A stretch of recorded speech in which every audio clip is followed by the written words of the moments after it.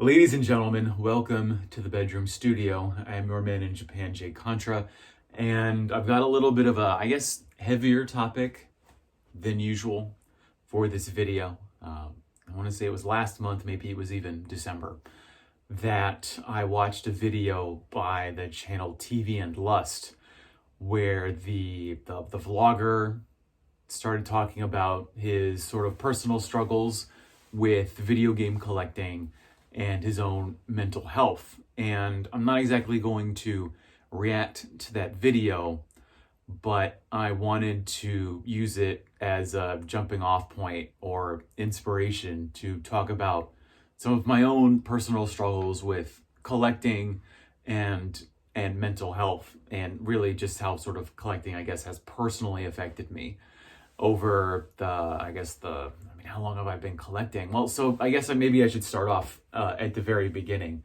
I've been buying video games, or at least I've been playing video games since I was maybe like 4 or 5 years old when I first got a Super Nintendo. And since then, I have these I basically don't sell my video games. I did when I was a kid. I have these very distinct memories. I actually I can I can picture the GameStop where I first sold for some reason, I didn't sell my Super Nintendo, the console itself, but I sold the controllers and most of the games that I had so that I could buy a Nintendo 64. And for some reason, I remember my Super Game Boy fetching a high price. That's one of the weird memories that sticks out to me. And then I also traded in that N64, probably at the same place, to buy a GameCube later on. No, that would have been a different time. But ever since then, ever since growing up, I don't think I've never sold a game. I think I've given away some doubles that I've had. But I generally try and keep everything that I have. And this has resulted in I have a room at my parents' house back in America. If you're new to this channel, I've been living in Japan for the last 8 years and abroad for the last 9. But at my parents' house, I have a room that has just sort of become, you can't notice it up front except for I've got like one shelf unit that is dedicated to my video games. Everything else are sort of like in bins, like under the bed and in a sort of small closet. And so I don't have direct access to around, I want to say like 90% of the video games that I own. And that sort of feeds into sort of my anxiety, where I don't officially have an anxiety disorder, but it's definitely something that I like experience, that having all of these video games that either I haven't played yet because I bought too many, or they're games that are just going to sort of like, games have to be maintained, especially the old ones, like the cartridge-based games. You got to remember these need save battery replacements. They could have capacitors inside them that are leaking. The consoles, a lot of them definitely do. Like I've got a PC Engine Duo that I only replaced the audio capacitors on. I didn't do a full capacitor replacement, so who knows what that board looks like. It's been a couple years since I opened it up. Lasers have got to be replaced on the disc reading consoles.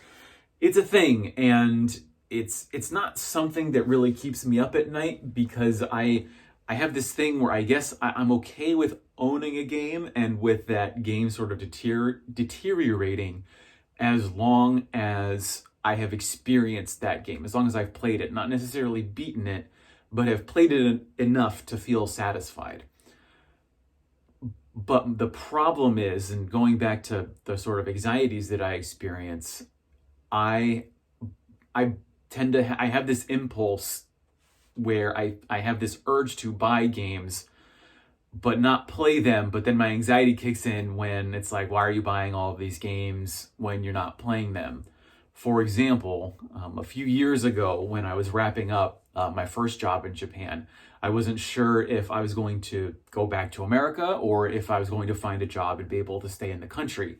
So what I did was I ended up spending a lot of money on games, on like rare, like sort of expensive-ish games, not anything prohibitively expensive. But for example, I ended up spending $140 on Thracia 776 for the Super Famicom, the Fire Emblem game. I bought that 3 years ago, and oh god, it might even be 4 years ago now, and I still haven't played it because Nintendo has kept on releasing Fire Emblem games, so I just haven't gotten around to it. But that's an example of a couple of rare games that I spent some money on that I still, I've opened them up, I checked the manual, checked the overall condition, but it's now just sitting in a plastic box in my closet. And so there was this weird fear of missing out that was really driving my collecting, especially for the last couple of years. Not the most recent couple of years, but at that particular job, as I didn't really know what I was going to be doing in my life. And what's happened now is I've really as I've analyzed myself and as I've really thought about how I treat collecting, is I've really pulled back on the amount of games that I've been buying. People often ask me in the comments to make videos about the things that I pick up because I'm going to stores. I'm still going to stores. Despite I've probably reduced my collecting. In terms of a dollar amount, it's been a significant decrease where I was never, spending too much on games. I wasn't putting myself into debt for these things. But it's no real coincidence, I think, that as I've stopped spending so much money on game collecting, that I've actually been saving a lot more. That could also just be I've been better at planning or budgeting, but I do think those two things are connected. And so I'm just not buying much anymore, but I'm still going to these stores. Just yesterday, I went to Akihabara because now I'm fortunate to be able to live within a train distance of it, that I still go to stores basically every Saturday. I'm pretty much still going to Akihabara or to Nakano, or in a couple weeks I'll be doing some hard offing. But I don't really plan on buying a lot of games. What I think I've discovered about myself is that it's not even the buying the games, I think. I had a pretty severe fear of missing out on some of these games because the fear always is. And this is true of, I think, as console generations progress, you're always afraid that the game that you want or the system you want to collect for, like me for the GameCube right now, I'm afraid that, in a year or two, the prices are going to skyrocket as the nostalgia cohort decides that we need to buy GameCube games. You've got a whole new rush of people into the market, increased demand, increasing those prices even here in Japan. And so for the Super Famicom, there was a time, especially 4 years ago, where I was just okay, I have to buy this Castlevania game for $100 because it could be $200, $300. And that's happened with the Game Boy Advance. There's a couple of Castlevania games for the Game Boy Advance that, man, if I had just bought those a few years ago when I had first discovered my love for the series, I could have saved myself at least a few $100, at least $100 per game. Because I remember the last Castlevania game for the Game Boy Advance was, I'm sorry, I can't remember the English name. I can't even remember the Japanese name.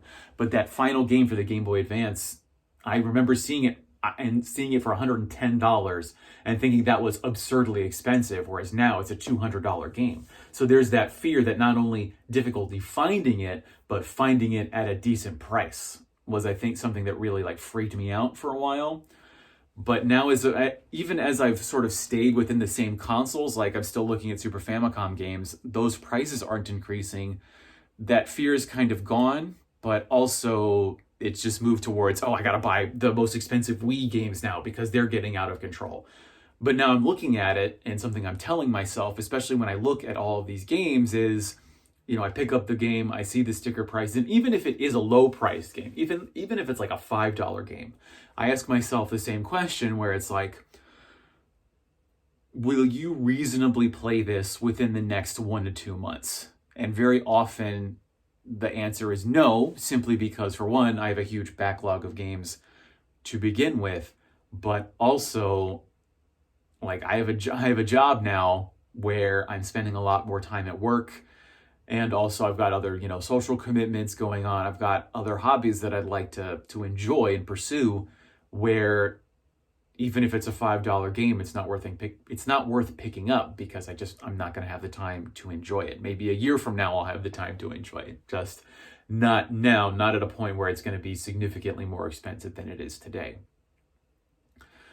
And I think also what I've learned, I think the real key point, and this is my own personal point, maybe a lot of people who are watching this channel feel the same way, where it's not even the buying the game, I think, where I get the enjoyment. It's not buying the game, it's not having the game, it's just looking for the game. It's just that pursuit, it's that hunt, it's finding that one-off title. Like, I mean, I had this really, probably the most significant find I've ever had is when I was just in the countryside of Japan somewhere, and I found a copy of Conker's Bad Fur Day, an American copy for whatever reason, at a small used video game store, like, you know, this would have been like 5 hours outside of Tokyo by train.